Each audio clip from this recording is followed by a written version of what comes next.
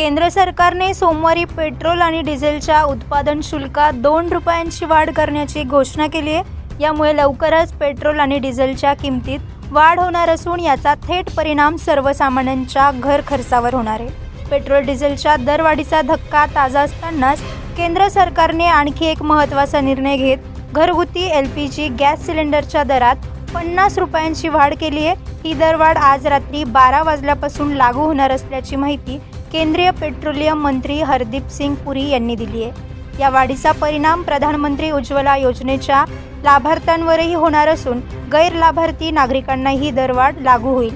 सरकारच्या या निर्णयामुळे महागाईच्या फेरीत आधीच होरपळत असलेल्या सामान्य नागरिकांच्या खिशाला आणखी कात्री लागणार आहे। या संदर्भात विरोधकांकडून सरकारवर टीकेची झोड उठवली जाण्याची शक्यता आहे। 9 न्यूज महाराष्ट्र ब्युरो।